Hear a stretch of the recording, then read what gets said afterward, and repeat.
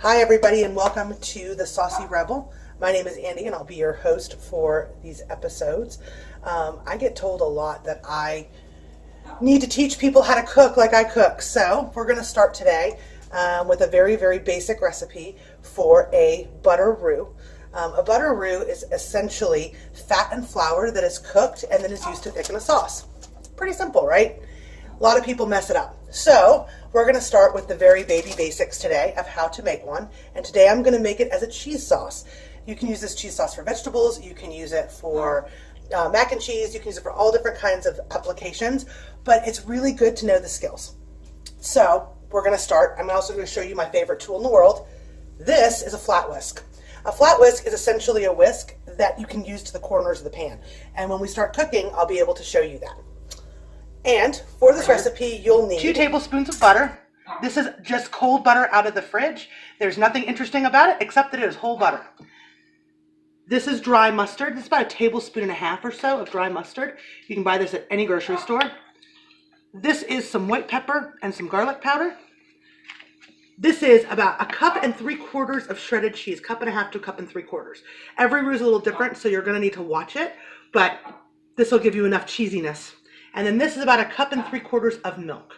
My ratio today is actually 1 tablespoon of butter to 1 cup of milk. And in this case, I'm actually going to do 2 tablespoons of butter and just a little under 2 cups of milk.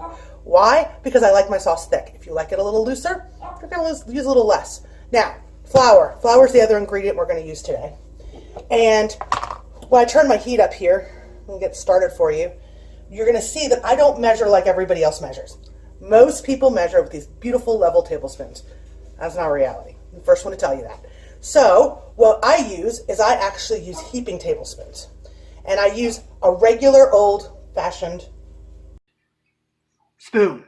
This sits in my flour all the time. Why? So I can grab it and use it whenever I need to, right? Just a spoon off the table. As my butter melts down, which maybe I should do a little faster next time, you're going to see it start to melt. Use my flat whisk here and get it to heat up. My heat is set at about medium high, so not all the way high. I'm also going to make a note about this pan. This is an all-clad stainless steel pan. Yes, they're expensive. Yes, they're very expensive. However, what I have found is that they heat more evenly and they cook better than, say, a Teflon pan. I'm also going to encourage you guys, if you're going to be serious about cooking, go ahead and think about doing nicer cookware. It really does make a big difference. So this is going to melt down and start to bubble. See it start to bubble right here? At this point, we're going to add 1, 2 good-sized tablespoons, or teaspoons in this case, tablespoons, of flour. Now, if you're one of these people who has to measure everything, you can use a standard tablespoon measurer. I don't like to. I find this to be much better because what you're looking for is a consistency. See how this looks? Kind of like paste. Yeah, that's what you're after. And you're going to let this cook for a minute. And while we let that cook, I'll move my flour out of the way because, yes, this is my own home kitchen and I work in a very limited space. And that means that there's not very much room here to mess around. So we're going to get this to cook and get nice and hot. And it really does kind of look like, wallpaper paste, except yellowish.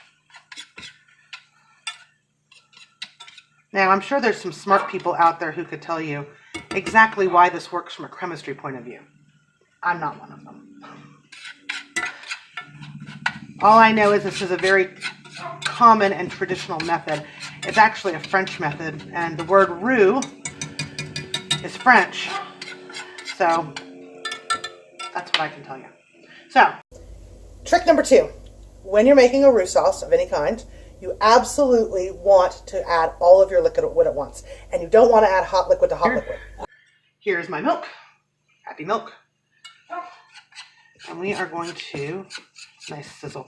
When this is cooking, by the way, you will smell it be a little floury. You want it to be. Now, here's the other thing you don't want to do. You don't want this to brown. When you're making a cheese sauce, you want a nice light color. When you make other things that are roux, i.e. an oil roux for gumbo, you're going to cook it till it looks almost burnt. But this, you want nice and light. You just want to toast that flour flavor out. And then you're going to add all of your liquid at once and stir, stir, stir. Now, Julia Child, in her infinite wisdom, always said, take it off the heat, use warmed milk, all this stuff. Yeah, no, I don't do any of that. Now, you do want to stir pretty vigorously because you want to get all the lumps incorporated. So you want a nice smooth sauce. There you go. You're hearing the sizzling because that's what happens here. And now we have to wait for it to boil. So once you get this going, you want it to actually come to a very light boil. And my heat is still on medium high. And I'm just going to kind of let it sit for a minute. And some of the recipes you'll see say stir the entire time. Some will say be very careful not to burn, all this stuff. I'm cooking on electric flat top. And if I don't scorch it, you're not going to scorch it. If you're on gas and your flame is up too high, you do have a little bit of leeway because your pans will cool very quickly simply by taking it off the heat. I say stir this occasionally. Now all I'm making right now is a roux, but if I were doing other things in the kitchen, this is super. Surface bubbles start to happen, right? That's what you want. And now you're going to see it start to thicken up. And when it gets to this thick point, this is when you don't want to scorch it. You can see it, but now it's kind of the consistency of cream, like heavy cream, heavy whipping cream. And this is the point where I like to add my spices. So, here's the dry mustard going in, the white pepper and the garlic, that's about a teaspoon of each, roughly, and give it a really good stir. And you see this bubbling start to happen, right? At this point, you want to turn your heat down, right? And I turn my heat all the way down to low because you're about as thick as you're going to get, and you want to keep it that way. Another question I get asked a lot, why do you use white pepper? Well, simply you use white pepper because it doesn't happen to make your sauce full of black flecks. If you don't like white pepper, use black pepper and deal with the black flecks. Now, see how nice and thick we are? And to this we start adding our cheese. Very simple. And I usually add about half of it. Give it a stir. See what color we are and consistency. And then make a decision. Now, pitfalls. If you get to this stage and your roux is this thick before you add your cheese, you might want to add a little more milk. And just pour in a little bit and stir. And pour in a little bit and stir. Until you get that consistency of, a whipping cream.